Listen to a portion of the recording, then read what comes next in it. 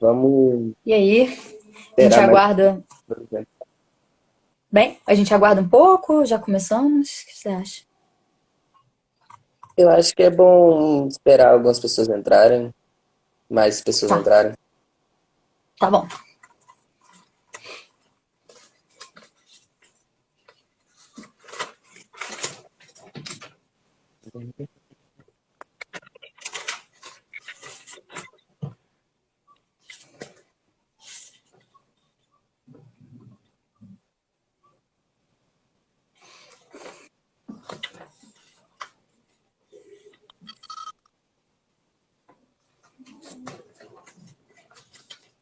Acho que a gente já pode ir começando a se apresentar. O professor Paulo Vinícius falou que ele não tá ouvindo. Seria Vamos bom ver verificar. se mais um. Acho que é bom Gente, perguntar vocês estão conseguindo ver a gente?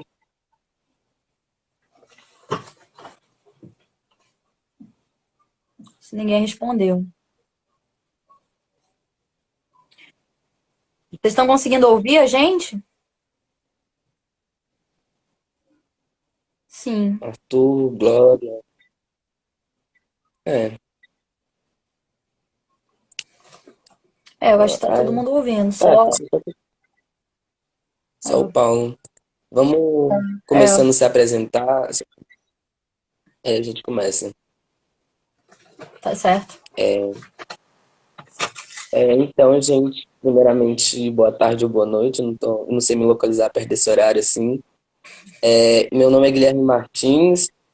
Eu faço parte do Diretório Central dos Estudantes do IFG e também faço parte do Cineclube Ismael e hoje eu vou estar fazendo essa mediação e também participando do debate com a professora.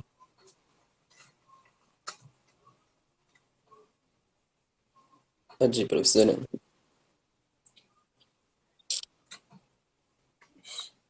Oi, que eu não consegui te ouvir. Você passou pra mim a fala? Vocês. Ah, tá Oi? ouvindo. Pode ir, professora. Agora eu que não te ouvi. No final, eu não consegui te ouvir. Você passou a fala pra mim? Foi isso? Não? Pra fazer a apresentação? Sim. Tá, obrigada. Bem, então, antes de me apresentar, primeiramente gostaria de agradecer o convite, né, do Cineclube Ismael Silva de Jesus. É a segunda vez que eu sou convidada para participar de uma atividade, para debater um filme. A outra vez foi com alguns documentários a respeito da temática indígena e a questão ambiental, mas foi presencial. Agora está sendo essa atividade live, né? Como eu havia falado anteriormente para o Guilherme, é minha primeira vez numa live, então é sempre um pouco diferente, né? Rola uma certa tensão, aquele medo de dar um problema técnico. Mas gostaria de mais uma vez agradecer ao Cineclube, aos participantes, ao convite, ao professor Paulo Vinícius também, que volta e meia me chama para participar das atividades. E me apresentar. Então, meu nome é Mariana, sou professora do IFG, da área de História. Dou aula tanto na licenciatura em História como no ensino médio integrado. E é um prazer estar aqui com vocês falando sobre esse filme tão emblemático, né? Tão famoso e controverso também, né? Em alguns sentidos, para algumas pessoas.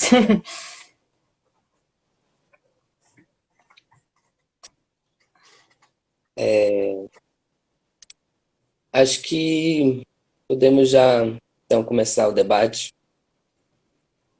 Você quer já começar com sua introdução? Tá certo. Então tá bom. Então eu começo. Valeu, obrigada, Guilherme.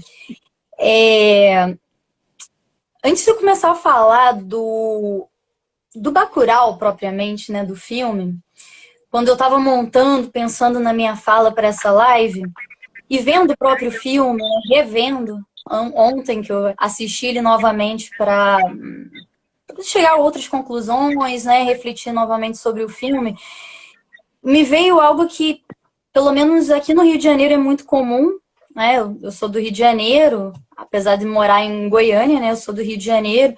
E aqui existe algo que é muito recorrente, principalmente mais de classe média, que é as pessoas atribuírem a todo o mal da violência na cidade, no estado, à questão da favela em si, a localidade da favela.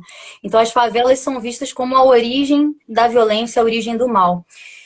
E como resultado, ou melhor, e como solução para isso, é muito comum você ouvir pessoas dizerem que a solução para o problema no Rio de Janeiro era jogar uma bomba nas favelas, explodir, aniquilar completamente com a população das favelas, e com isso acabaria o problema. Então se resolveria toda a situação da violência no Rio de Janeiro. Esse tipo de fala, eu não sei se acontece em outros lugares, não sei se em Goiânia, não sei, Guilherme, você já ouviu alguma coisa assim, das pessoas falarem esse tipo de coisa em Goiânia?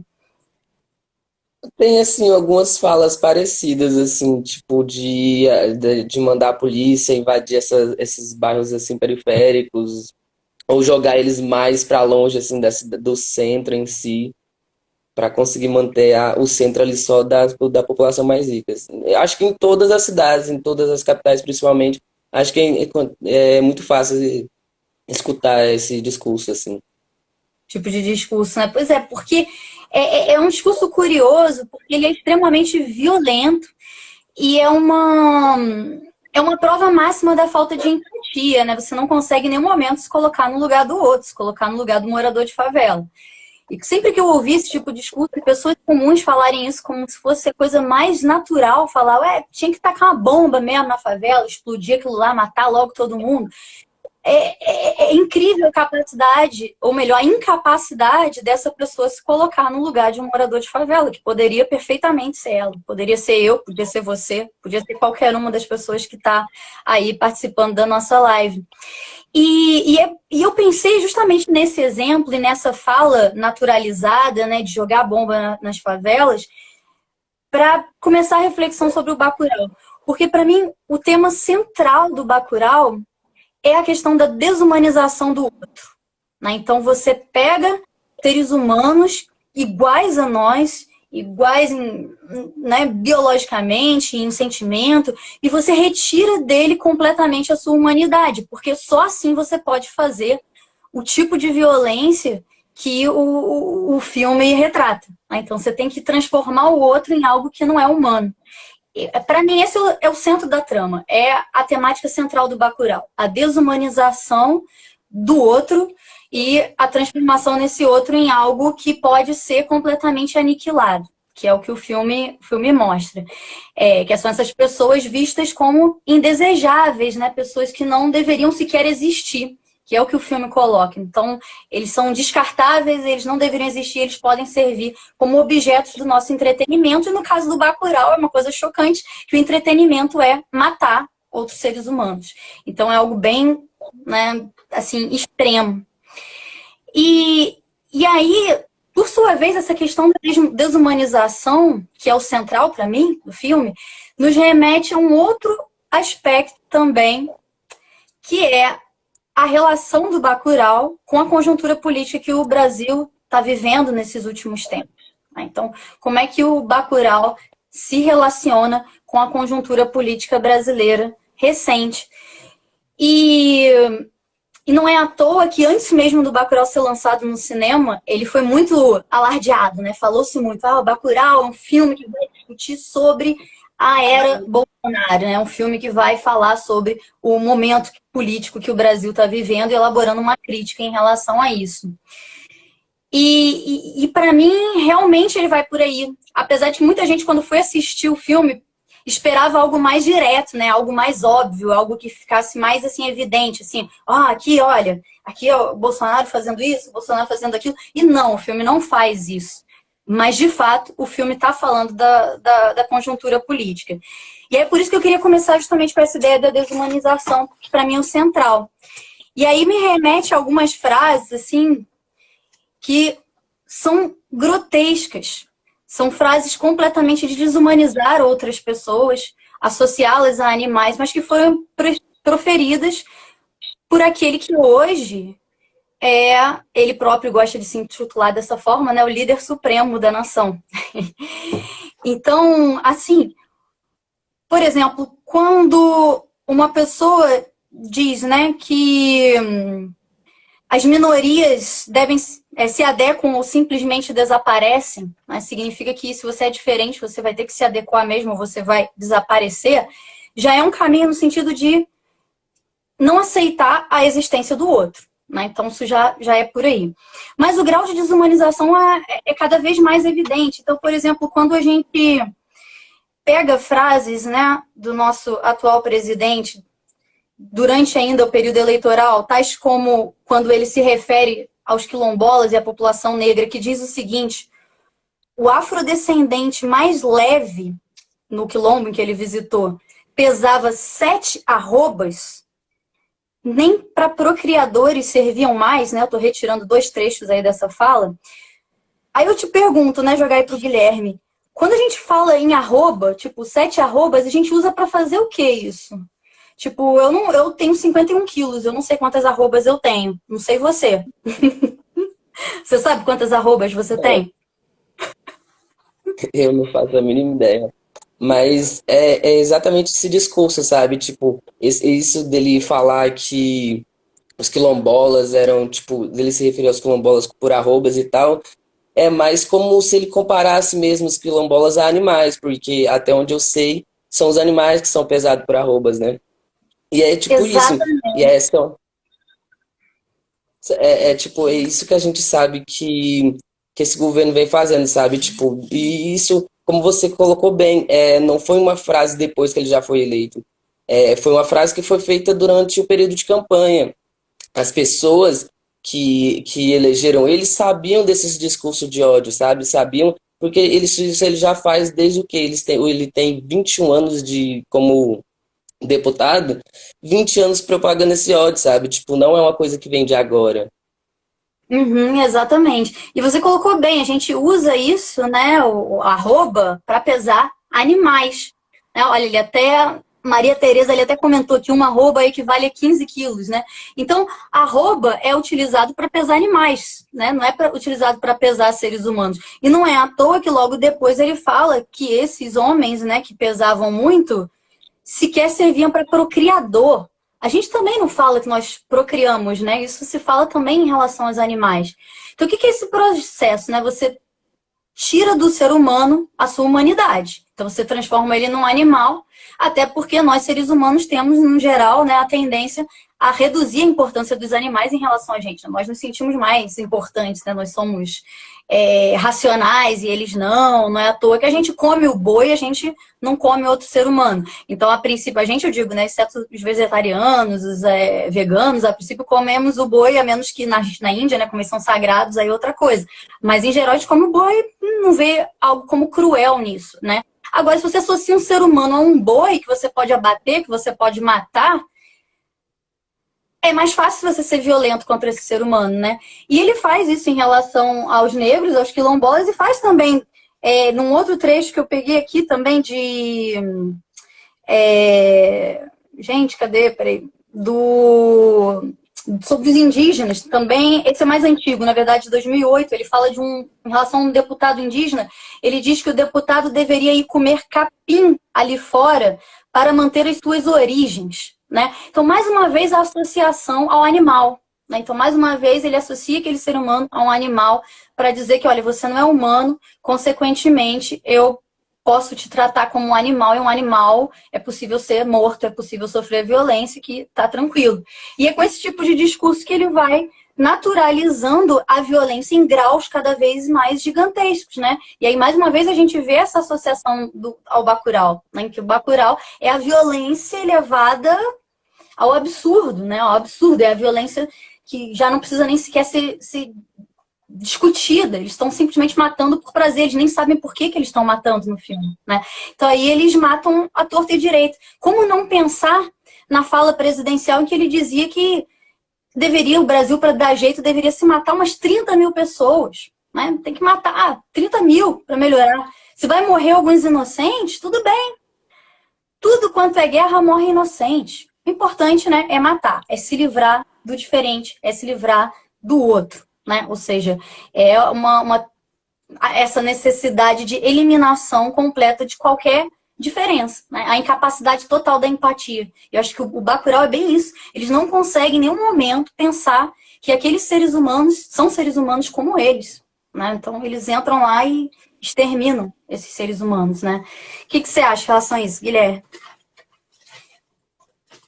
Cara, a gente consegue perceber essa semelhança do discurso do Bolsonaro em relação aos quilombolas e os indígenas, que era basicamente o mesmo discurso que, por exemplo, o Hitler usava, que ele pregava aquela ideia de que a raça ariana era melhor, e aí colocava os judeus como inferiores e assim como animais, para ter o motivo da população falar, olha, eles não merecem direito, sabe? Tipo, buscar o apoio daquela parcela da população que tipo, tá ali com aquele ódio guardado dentro do armário e tá caçando um jeito de se espelhar em algum político para tentar tocar o terror, como é o que está acontecendo hoje, sabe?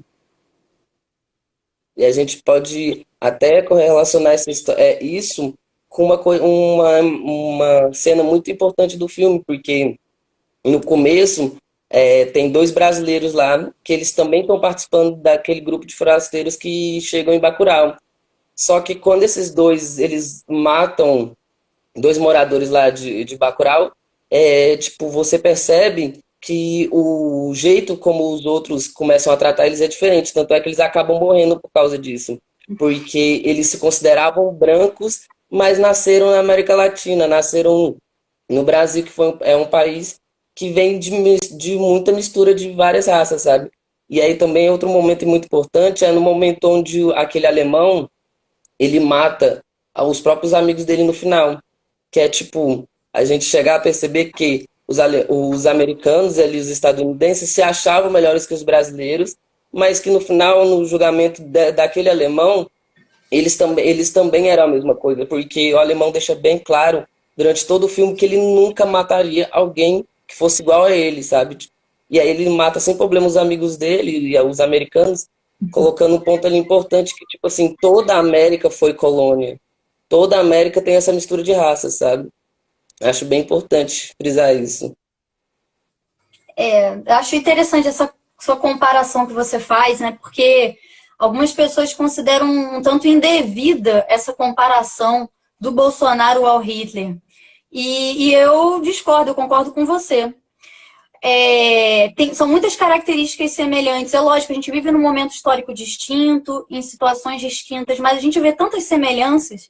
E uma delas é essa que você colocou, essa necessidade de desumanizar, né? Essa comparação que ele faz até com os animais, que era bem comum no nazismo, né? Chamar os judeus de barata, essa associação, realmente, essa necessidade de pegar o adversário, ou no caso o inimigo, né? Essa ideia de também o tempo inteiro criar inimigos que precisam ser eliminados, que precisam ser combatidos, inimigos, né, que vão ser vários, é o quilombola, é o indígena, é o homossexual, é a pessoa de esquerda, que cada vez abrange mais, né, o que é ser esquerda a partir da perspectiva bolsonarista, que passa por essa necessidade de desumanizar mesmo. E não é à toa que o Bolsonaro recebeu a alcunha, se não me engano foi num jornal australiano, né, que chamou ele de Hitler tropical.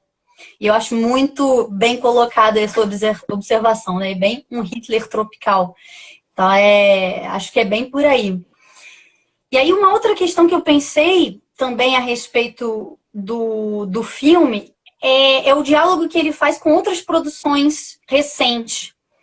Porque, ultimamente, a gente tem visto vários filmes, vários livros, várias produções literárias, cinematográficas, que remetem a situações distópicas. A gente teve alguns muito famosos, a gente teve o Coringa, Parasitas, Bacurau, a gente teve o seriado Conto da Aia, todos eles imaginam situações bastante distópicas, né? Ou seja, o contrário da utopia. Né? Então, se a utopia seria um mundo ideal, um mundo perfeito, de harmonia, de paz, a distopia é aquela coisa Mad Max, né? Que por sinal é outra distopia também, que é o terror total, absoluto acontecendo.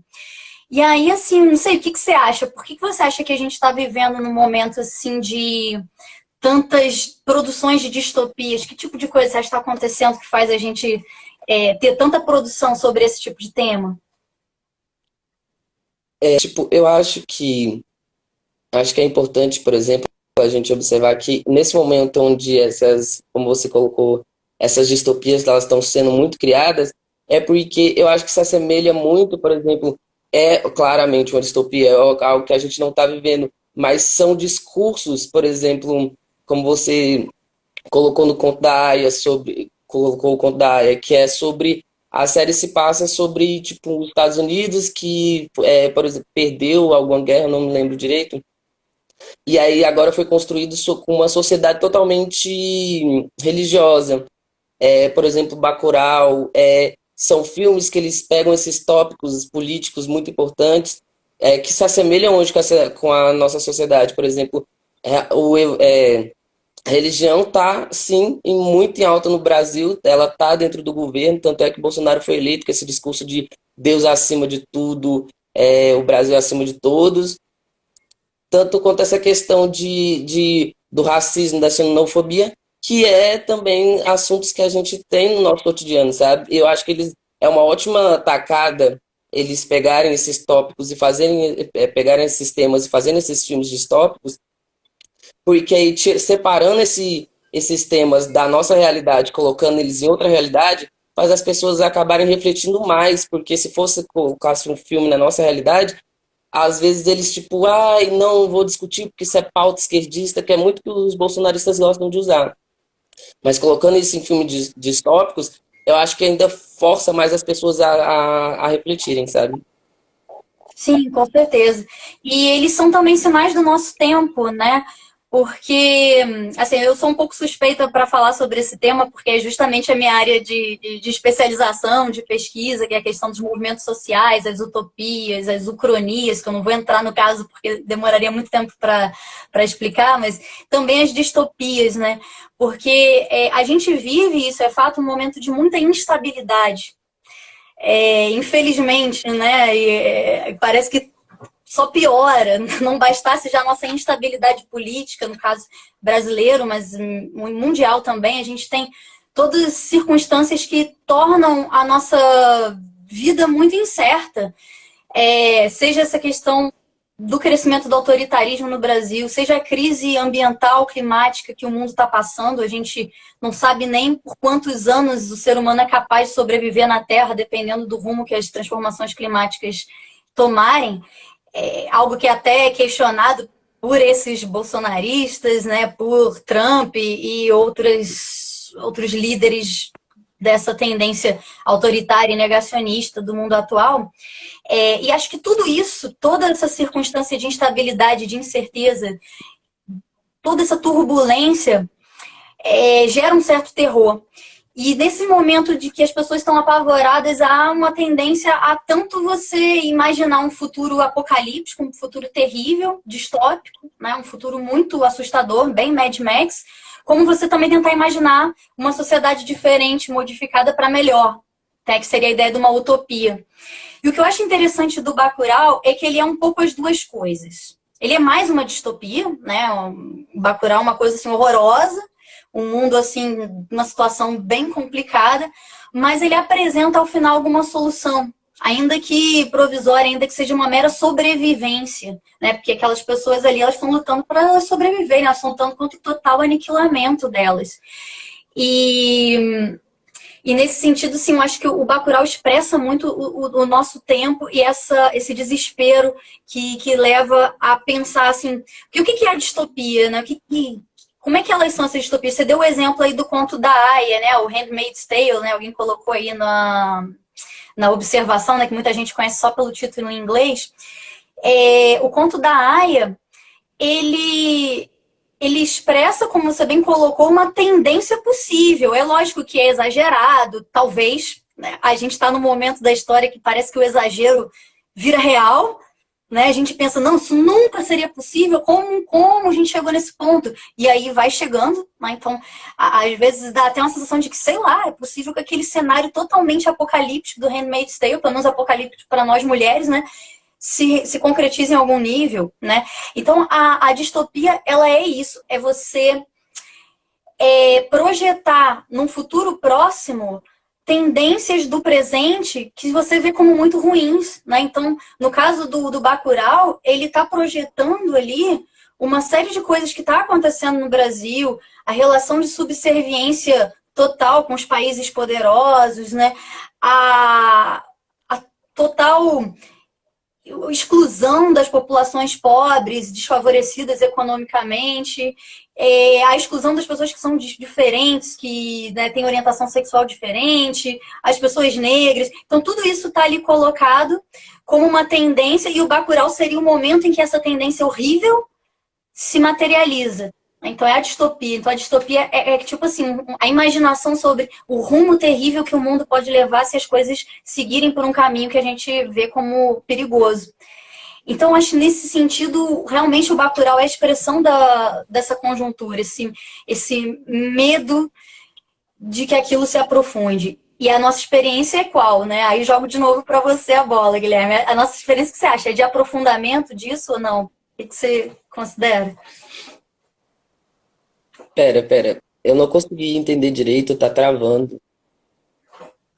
Não, eu quis dizer assim, porque a distopia ela expressa, né, uma ideia assim do tipo, tá acontecendo algo muito perigoso, algo muito ruim na sociedade. Se isso continuar, vai levar a gente para esse terror, para Bacurau, Aniquilação, Mad Max, Conto da Aia, né, vai levar a gente para isso daí. Você acha que existe o risco, a gente está caminhando em algum nível para isso, para uma distopia? Como você colocou, tipo engraçado, porque a gente sempre nessas distopias a gente acha que é tipo um mundo totalmente paralelo, que isso nunca vai acontecer com a gente.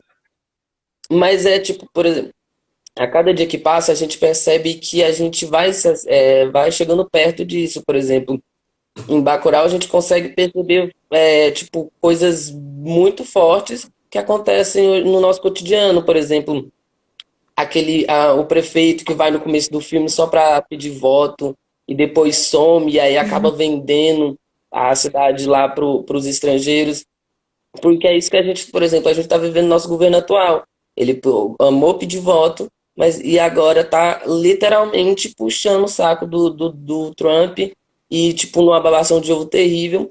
E é triste a gente acabar percebendo que essas distopias elas estão se encaixando na nossa realidade, sabe? Por exemplo, como a religião agora no governo e coisa do tipo. É triste, mas eu acho que tipo, não chega tanto, não acho que não chega àqueles cenários, mas acho bem provável que a gente se assemelhe muito com eles, como já estamos, né? Isso que é o assustador, né? Isso que eu acho que as distopias elas servem de alerta pra gente, né? Meio que assim, olha, cuidado. Se continuar por esse rumo, a coisa pode ficar horrorosa. A gente pode viver aí em Gilead ou em Bacurau ou algo assim bem terrível. Então acho que essa me parece ser a intenção dessas obras artísticas, seja na literatura, no cinema, que trazem esses cenários distópicos, né? Então acho que essa é uma questão que eu pensei, acho bem interessante aí do filme. Um outro ponto que eu gosto demais aí, não sei se queria acrescentar mais alguma coisa, eu queria falar um pouco da relação do Bacurau com outro filme do mesmo diretor, né? Que por exemplo, uma das coisas que eu acho legal do Kleber Mendonça, né, que nesse filme ele é dirigido tanto pelo Kleber Mendonça como pelo Juliano Dornelles, e o Kleber Mendonça tem vários outros filmes famosos que ele dirigiu, e dentre eles o Aquários. E tem uma cena no Aquários que eu acho bem interessante, que eu vejo um certo paralelo aí no Bacurau, que eu não sei, não gosto muito de dar spoiler, mas vou acabar dando. Que é uma cena assim numa praia, e em que nessa praia tem várias pessoas se preparando para fazer uma aula de yoga. Quando a gente pensa numa aula de yoga, que tipo de pessoa a gente imagina frequentando uma aula de yoga? O que você imagina, Guilherme? Pensa o perfil, assim, a cara de Ah, alguém que vai fazer isso. eu odeio fazer essas coisas, mas, tipo, claramente é uma pessoa, tipo, Estereótipo mesmo. branca. Estereotipar. Basicamente uma pessoa branca, loira, cabelinho amarrado ali, aquelas, aquelas roupas de ginástica, coisa básica, assim, de yoga. Pois é, a gente tem meio que um A imaginário, né? gente, Já, que tipo de pessoa que é uma pessoa que vai fazer yoga. Né? Normalmente é uma pessoa numa condição social mais parecida, né?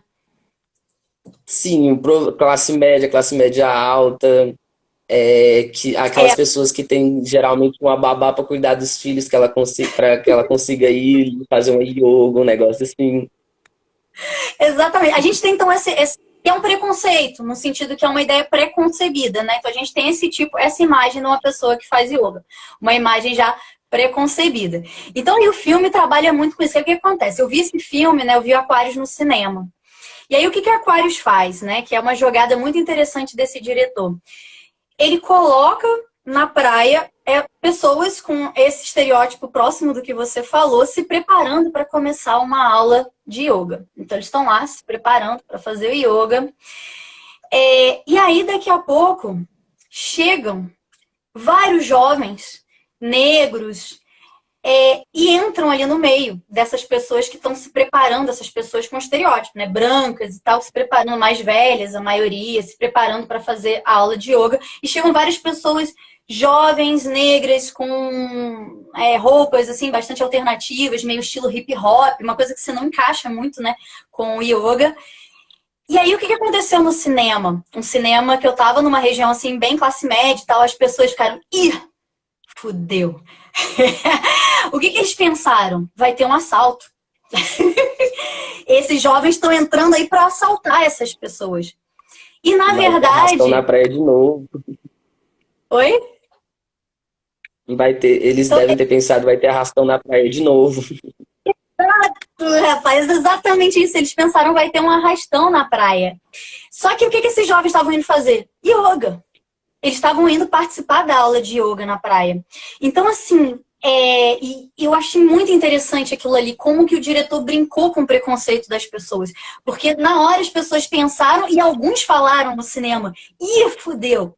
E aí, ele muda ali, ele vai e quebra a pessoa. Tipo assim, rapaz, olha só, não foi isso que aconteceu, né? E no Bacurau ele faz algo muito parecido também. Uma cena que eu acho bem interessante é a cena do drone. Aquela cena em que tem aquele homem, né? Que ele é tipo...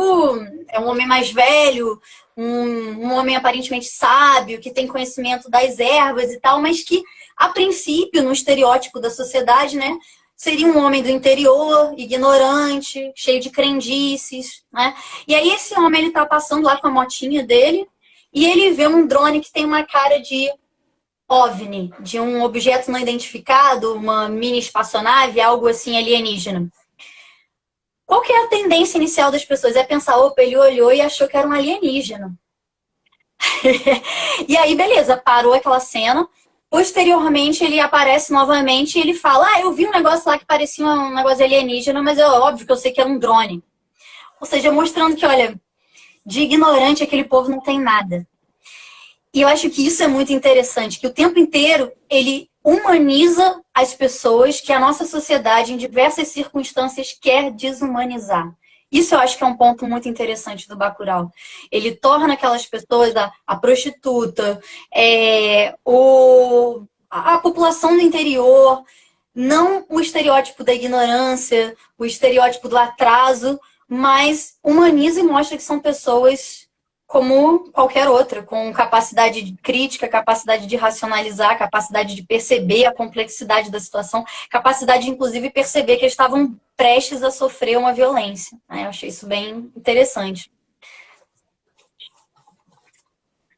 Tem dois pontos muito importantes que eu lembrei agora com essa fala sua.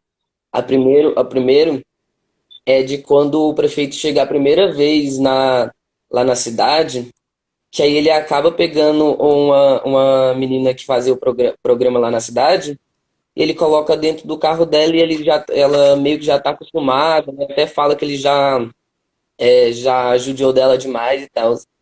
Aí um ponto muito importante é a fala da... Nossa, eu esqueci o nome da personagem agora, mas que era a médica da cidade, que ela chega no carro do prefeito e fala, não se esqueça que puta também vota. É muito importante essa fala, porque, tipo assim, algumas pessoas não podem ter entendido, mas é exatamente isso, sabe? Tipo, toda essa parcela da população, que principalmente os conservadores fizeram questão de ofender, que eram as prostitutas, os negros, os gays. É bom lembrar que eles também voltam, sabe? Eu acho que essa foi a crítica que o autor queria trazer, o diretor queria trazer pro filme. E outra parte importante disso que você falou é que você percebe desde você percebe no filme que tem algumas partes nele que já dão indícios de que o povo ali na cidade, ele realmente, por exemplo, ele tipo é um povo amistoso, mas se você mexer com eles, eles acabam sendo perigosos. Tanto a placa da cidade lá que fala Bacurau, se for, vai em paz. Quando você chega ali, mais ou menos na entrada, que tem aqueles carros da polícia já todo cravado de bala e tal. E também uma parte muito importante que é quando os dois brasileiros que entram, que estão junto com os forasteiros e entram dentro do bar, a mulher pergunta por que o nome da cidade é Bacurau e tal. E a dona do bar responde, é porque Bacurau é um pássaro e tal. Aí ela até brinca e fala, mas esse pássaro não está extinto. E aí ela fala, não, ele só sai à noite, mas ele é muito bravo. E é exatamente isso. É exatamente isso, sabe? Tipo, ela meio que querendo satirizar, e até tipo, não só o pássaro, mas toda aquela população que vive ali, como se fosse a ideia de que aquele nordestino arretado, sabe? Ela tivesse sumido e só estivesse sendo usada, por exemplo, pela TV e pela grande mídia para fazer uma satirização do que seria o povo do Nordeste. E ela se coloca ali e fala: não, mas a gente não sumiu, a gente está bem aqui e a gente é bem bravo e a gente vai lutar. Acho essa parte do filme muito importante. Sem dúvida, não, e achei essa fala assim realmente perfeita. Eu estava justamente pensando em abordar essa temática sobre a questão da violência. Porque quem é violento, né? Eu acho que é isso que você está trazendo. Quem é o violento aí na história? E aí eu me recordo quando eu assisti o Bacurau pela primeira vez no cinema, eu confesso que eu fiquei um pouco incomodada no final, assim, com uma sensação de, mas o Bacurau, ele tem muito esse negócio da idealização do cangaço, da idealização da violência. E assim, nós enquanto, né, pesquisadores, a gente sabe que o cangaço não foi o que muitos pensam, né? Que muitos pensam no cangaço quase como uma versão brasileira do Robin Hood, justiceiros que roubavam dos ricos para dar para os pobres. E isso não é verdade. No entanto, houve sim, inclusive na tradição do próprio Nordeste, né, vários grupos que reagiram à violência que eles viviam e de forma armada, inclusive, né? Então, algo muito semelhante aí ao Bacurau, o caso de grupos messiânicos, o movimento de Canudos, né, o famoso movimento lá de Canudos, do Belo Monte, Antônio Conselheiro. Então, a gente percebe no filme toda essa referência a esse passado, e é bem isso que você falou.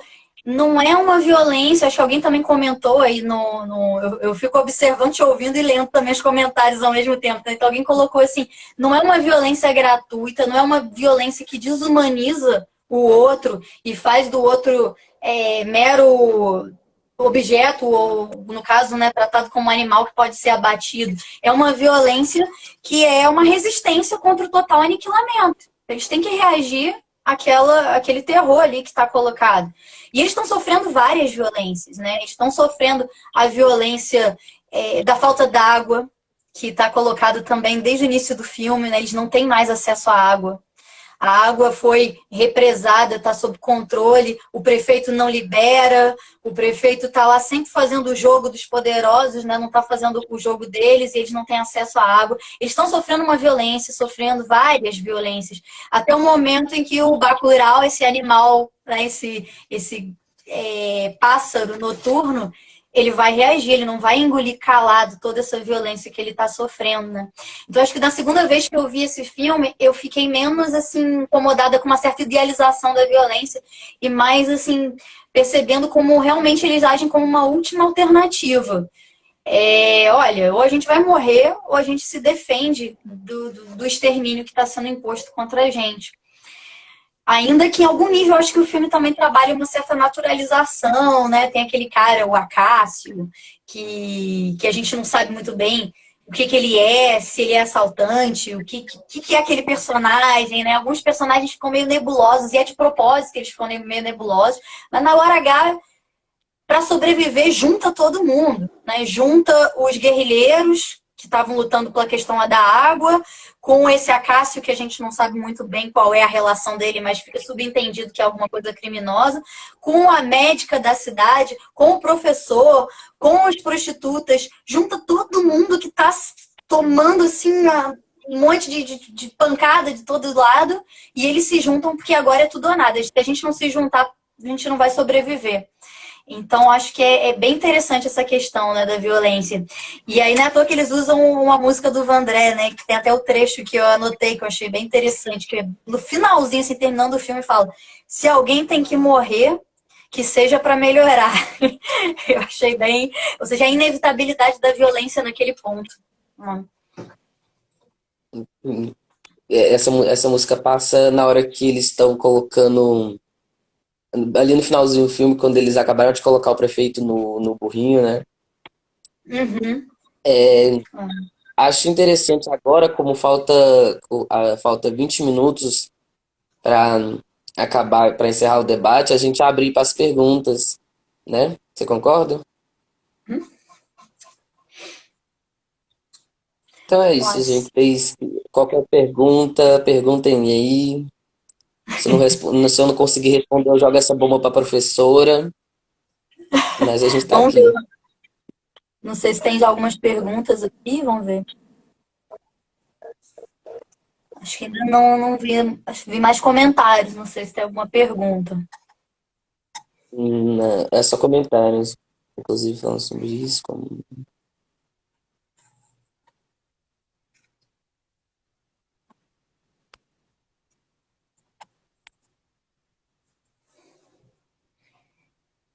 Então, é como ainda não está chegando pergunta, a gente pode ir meio que tocando debate, aí quando chegar uma pergunta, a Acho que tem uma gente pergunta. vai. Acho que, peraí, não sei se tem uma pergunta aí. Pode Vamos afirmar que ver. vocês estão em espaço. Até parece. É um espaço em disputa. Né? Tem já duas, temos já duas, três perguntas já. Vamos Ah, ver, peraí, bom. quatro, peraí. Vamos começar pela primeira, que eu acho que foi a do Bruno. Né? Pode afirmar que o sertão é um espaço em disputa. Quem quer responder, Guilherme? Pode ir, professor. Se depois, se precisar, eu posso complementar aqui. Pode afirmar Não que consegui te ouvir. se a senhora quiser, pode responder ela. Eu posso responder também, se você quiser, preferir. Tanto faz, eu posso também responder. Pode, se você quiser, pode. Que a gente tem ainda várias aí pela frente.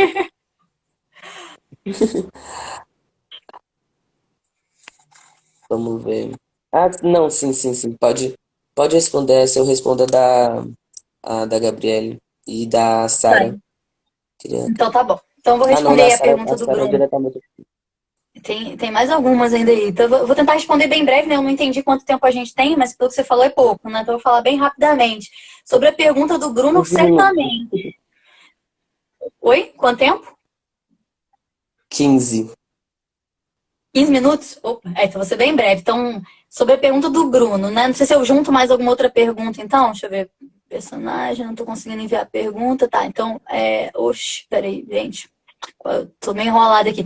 Eu vou responder a princípio a pergunta do Bruno, né? Se posso afirmar que o sertão é um espaço em disputa, eu acho sem dúvida, né? Sem dúvida, é um espaço em disputa e o filme demonstra isso muito claramente.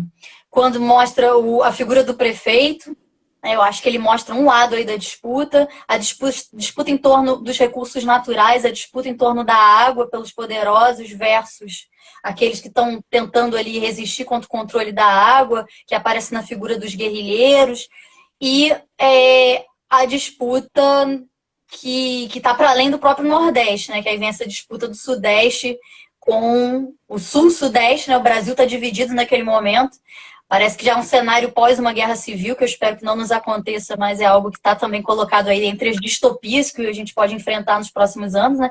Então ali já aparece essa disputa também interregional, mas dentro do próprio Nordeste a gente vê esses grupos em disputa. Eu colocaria ali, por exemplo, o lado dos poderosos ligados ao prefeito, que é, na verdade, um serviçal desse lado, e o lado dos oprimidos, que é todo mundo de Bacurau.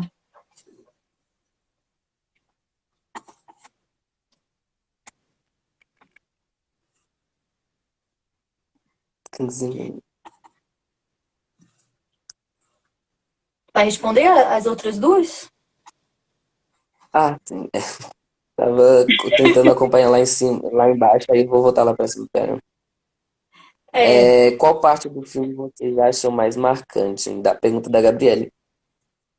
A parte do filme que eu acho mais. Tem várias, na verdade, porque em si o filme é todo marcante, né? Mas uma das partes mais marcantes realmente é tipo a parte que o Lunga, por exemplo, chega na cidade, onde ele é tão muito bem recebido e tal, porque as pessoas começam a acreditar nele, toda a confiança de salvar aquilo, da salvar a população daquilo que estava acontecendo, que eles não sabiam de onde estava vindo o ataque, de quem estava atacando e tal. Acho muito marcante. Na parte do final, onde todos, naquela parte onde eles se preparam, até mostra todo mundo colocando aquele poderoso psicotrópico na boca ali para enfrentar os inimigos e tal. Acho essa parte, acho que é a minha preferida, acho que é bem marcante.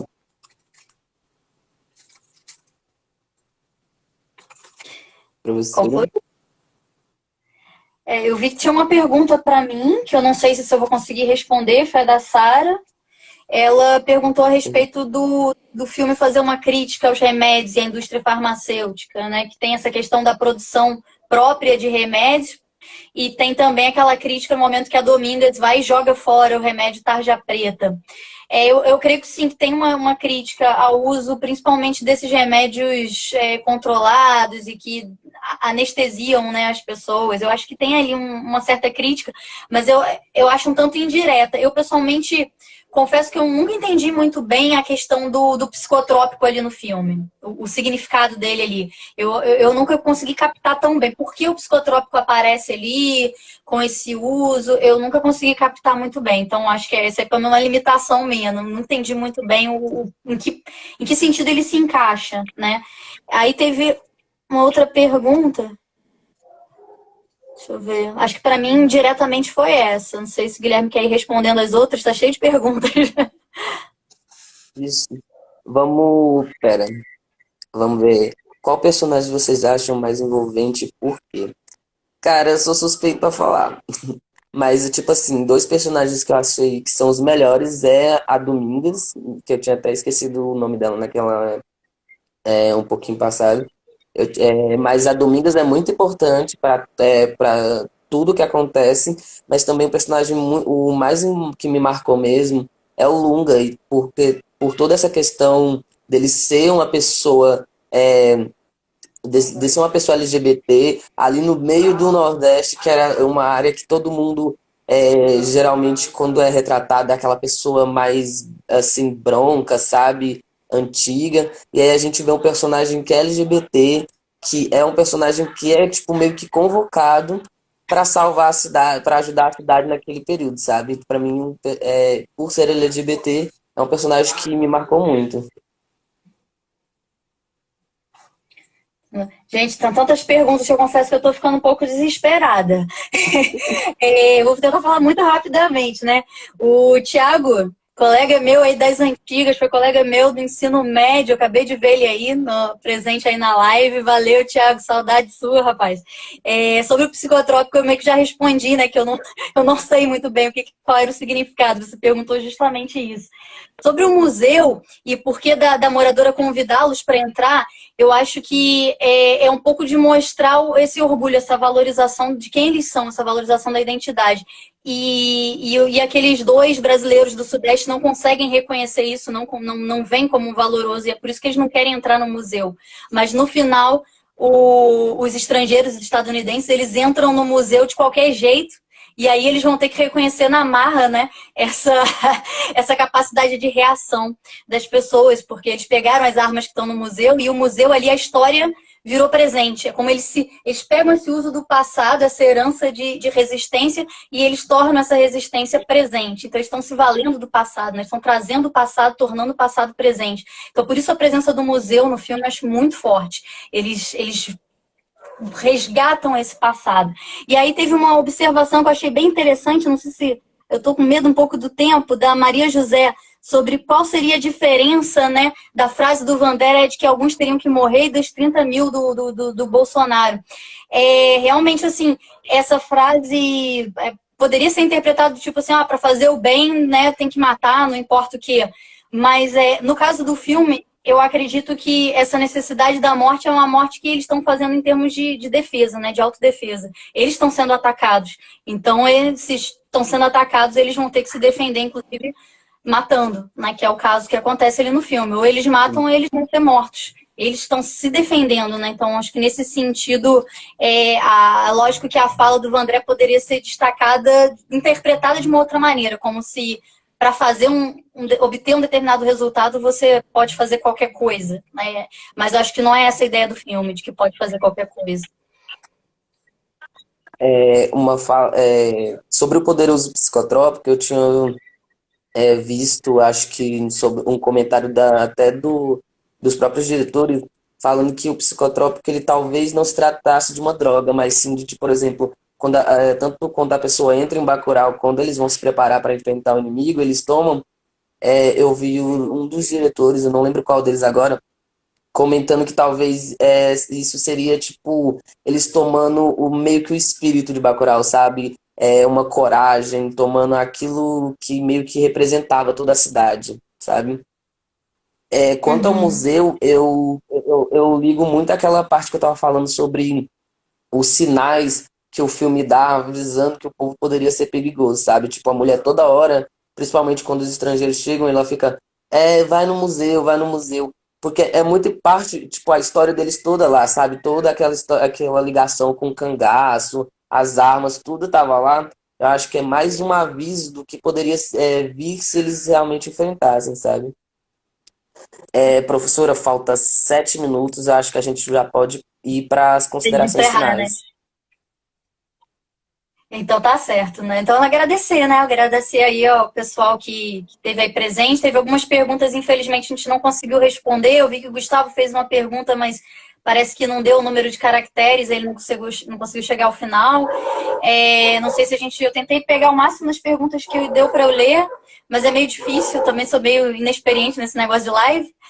Mas a gente tentou, então agradecer aí a presença de todo mundo, agradecer mais uma vez a presença do Guilherme, foi ótimo, né? Acho que esse nosso bate-bola aí, né? Gostei muito, agradecer a todos vocês, aos organizadores do Cineclube, ao professor Paulo Vinícius, que está sempre agitando as coisas, sempre me mantendo informada. Então, da minha parte é isso, jogo aí para o Guilherme fazer os agradecimentos e valeu, pessoal. Agradecer também a participação da professora, ela trouxe um debate maravilhoso e brilhante. Adorei esse jogo aqui também de bate e volta, me ajudou muito. No começo eu estava muito nervoso, estava até um pouquinho tremendo aqui, mas a gente conseguiu sair bem, acho, né?